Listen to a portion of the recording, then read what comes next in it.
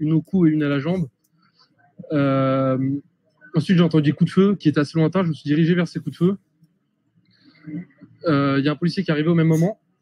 Il avait un gilet pare-balles. Il m'a demandé où était la victime parce qu'il savait qu'il y avait une victime et du coup, il était assez pas stressé, mais on voyait qu'il était dans le feu d'action. On lui a dit où était la victime. On lui a demandé qui avait tiré. Il nous a dit que c'était les forces de l'ordre et que l'homme avait été maîtrisé.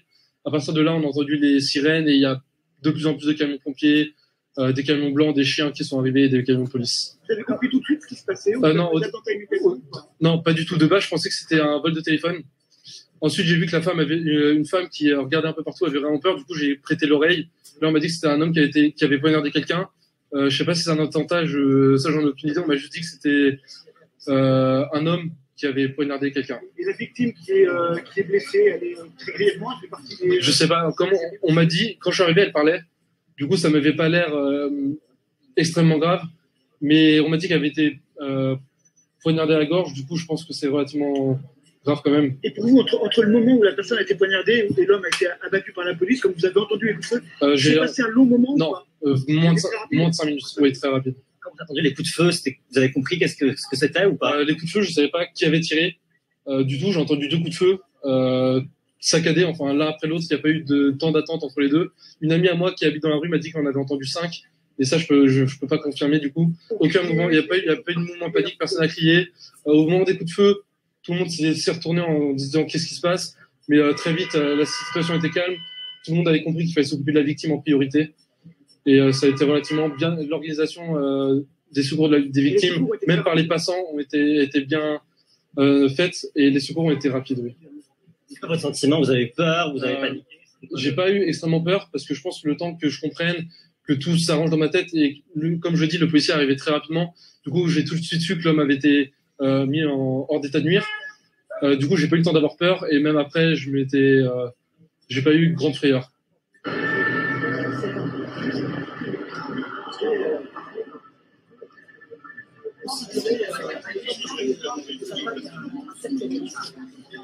Et toi, tu es là?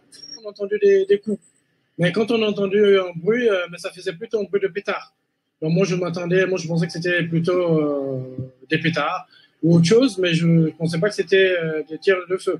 Et du coup, quand on a contourné vers Intermarché, on voulait rentrer, et là, on a vu qu'il y avait des policiers partout qui nous demandaient de ne pas rentrer. Donc là, à partir de ce moment, on s'est dit dans la tête que donc les bruits qu'on avait entendus, c'est plutôt pas des pétards, quoi, mais plutôt des tirs de pistolet. Ben, moi, ce que j'ai entendu, c'était plutôt paf, paf, comme s'il y avait un pneu explosé, quoi. Donc moi, je pensais plutôt à des coups de pétard, paf. Moi, j'ai entendu paf, mais je m'entendais pas plutôt à des coups de pistolet. C'est quand on a contourné vers Intermarché et que les policiers nous demandaient de bouger de là. C'est à partir de ce moment qu'on s'est dit, moi et mon ami, que c'était plutôt donc ça. Mais sinon, on ne savait pas vraiment l'ampleur de la chose. Quand vous êtes arrivé, à quoi ça ressemblait? Il y avait la police, les ambulances? Oui, il y avait la police. En plus de ça, il y avait des ambulances, mais ils étaient pas. Au début, il n'y avait pas autant de voitures de police comme ça. Et du coup, ce qui est bizarre, c'est que nous, il y avait des gens, au moment où la police nous demandait de quitter les lieux, il y avait des personnes qui passaient, mais c'était comme si c'était un petit truc de rien du tout. Et après, tu as pris conscience de ce qui s'est passé? Après, j'ai pris conscience de ce qui s'est passé quand je suis venu me poser au resto, là, à côté. Et là, que j'ai vu la police judiciaire, les sapeurs-pompiers, les voitures de police, et à partir de ce moment, je me suis rendu compte que c'était pas vraiment un petit truc. J'ai vu la police.